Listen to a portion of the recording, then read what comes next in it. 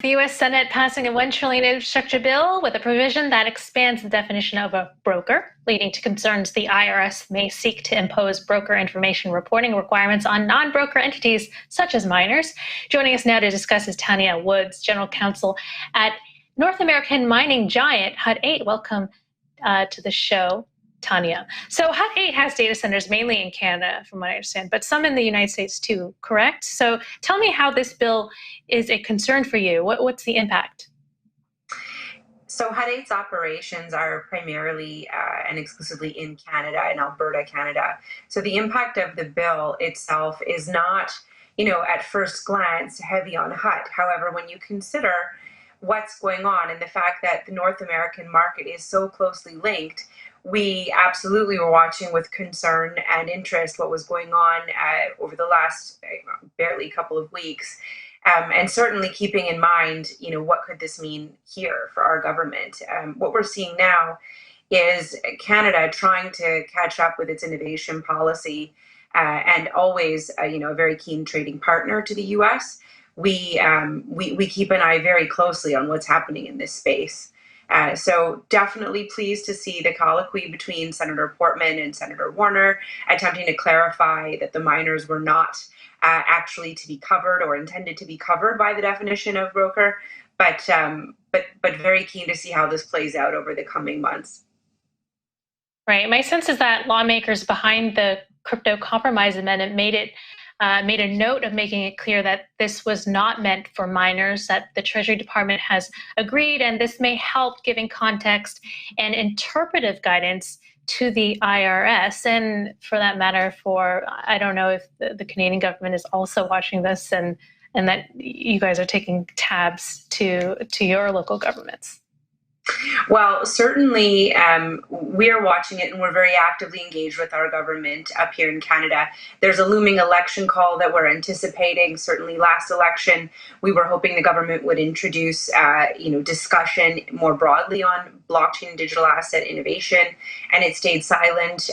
The activity happening in the U.S. is going to increase pressure, certainly up here in Canada. We saw this many moons ago with the DMCA and other legislation. When it becomes very important to the U.S., it absolutely becomes paramount as a topic up here in Canada as a very keen trading partner and ally of the U.S. So very happy to see the discussion advancing down there. Very grateful for the colloquy and, getting the intention set out on record. Certainly, we would have loved to have seen a little bit more clarification in the actual legislation text itself to exclude us. But, as a company that's constantly evolving and growing, we're certainly top of our game in the mining space. We do keep a close eye globally on what's going on. And we bring that back to our government to say, hey, it's time to be competitive. Let's get this going. So very much watching closely. Tanya, we saw a mining exodus from China. Do you ever think that could also happen in the United States?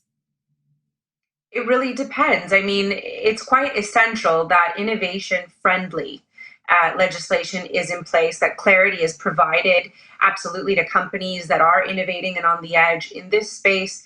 The host of issues, the host of implications for unclear legislation, unclear policy is tremendous. You could absolutely kill a market overnight, and that would be such a loss to North America, not just the US, North America as well.